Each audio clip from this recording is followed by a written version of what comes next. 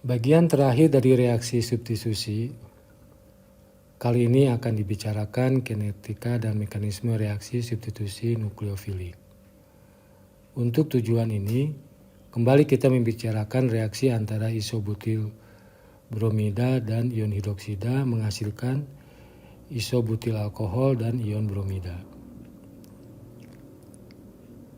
Percobaan kineta reaksi dengan konsentrasi isobutil klorida tetap, sementara konsentrasi ion hidroksida divariasikan, menghasilkan kurva laju reaksi sebagaimana pada slide.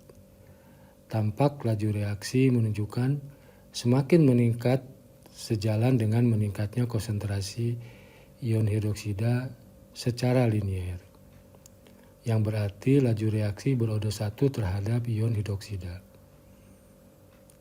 Sebaliknya, apabila konsentrasi ion hidroksida dibuat tetap dan konsentrasi isobutil bromida divariasikan, juga memperlihatkan reaksi order 1 terhadap konsentrasi isobutil bromida.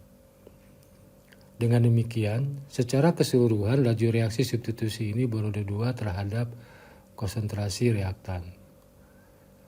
Reaksi substitusi nukleofilik yang secara kinetika tergantung kepada masing-masing substrat disebut sebagai reaksi substitusi nukleofilik berorder 2 atau disingkat SN2.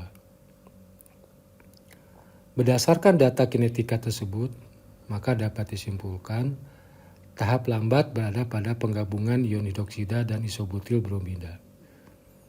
Dalam pengertian lain, masuknya gugus nukleofil gugus masuk dan keluarnya nukleofil gugus lepas berlangsung secara serentak atau bersamaan.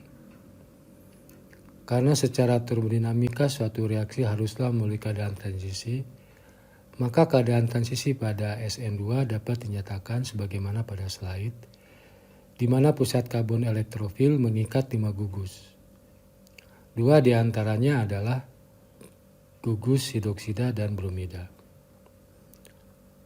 Sekali keadaan transisi ini terbentuk, maka tahap selanjutnya adalah pelepasan ion bromida negatif dan terbentuk isobutil alkohol.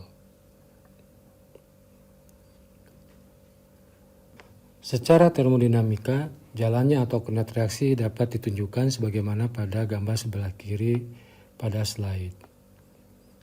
Pada kurva termodinamika tersebut, perubahan energi bebas Gibbs reaksi adalah negatif, yang berarti energi bebas Gibbs reaktan lebih besar dari energi bebas Gibbs produk. Secara termodinamika, keadaan sistem reaksi ini disebut sebagai spontan.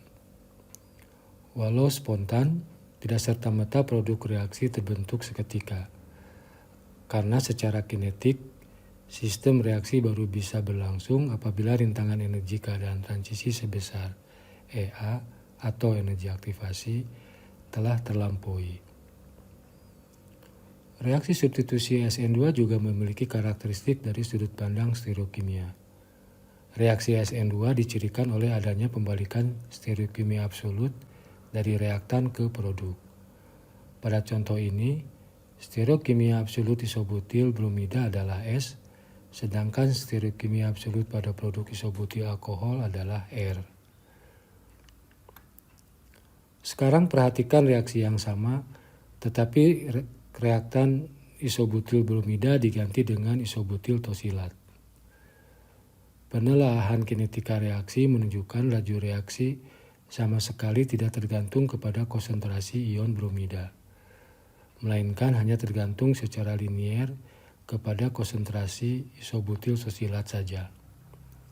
Sehingga laju reaksi secara keseluruhan adalah berorder 1. Reaksi substitusi nukleofilik ini selanjutnya disebut sebagai SN1. Selain itu, reaksi ini juga tidak dicirikan oleh adanya pembalikan stereokimia pada struktur produk isobutil bromida, melainkan produk reaksi berupa campuran dasemat atau 50% S dan 50% R. Berbeda dengan mekanisme SN2, pada SN1 tahap penentu laju bukan penggabungan dan pelepasan secara serentak antara gugus nukleofil masuk dan gugus nukleofil lepas. melainkan terlepasnya gugus nukleofil lepas terlebih dahulu menghasilkan senyawa antara berupa ion karbonium isobutil. Dari teori struktur, karbon pusat pada ion karbonium berada dalam keadaan hibridisasi sp2, sehingga pada tahap selanjutnya, yaitu tahap yang cepat, ion Br negatif dapat masuk baik dari sisi atas ataupun dari sisi bawah dengan peluang yang sama. Hal ini menjelaskan mengapa produk reaksi substitusi En1 adalah berupa campuran rasemat. Dengan cara yang sama seperti pada reaksi SN2, kita dapat mengkonstruksi jalannya reaksi secara termodinamika.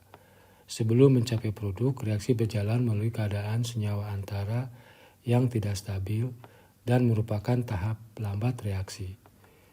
Untuk mencapai keadaan senyawa antara juga diperlukan energi aktivasi Ea, yang tentu saja bersifat endoterm karena berhubungan dengan pemutusan ikatan antara karbon dengan oksigen pada isobutil tosilat.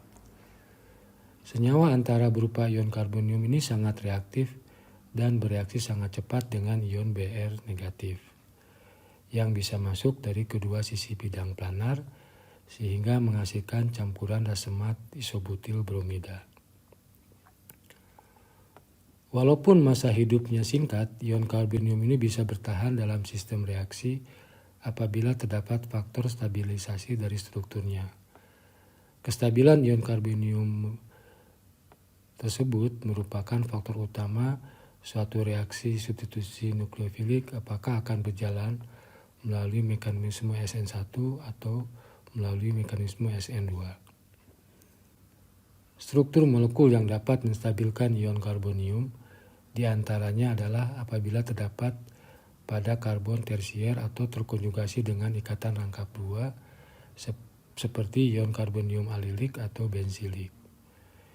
Ion karbonium yang mengikat oksigen juga relatif lebih stabil.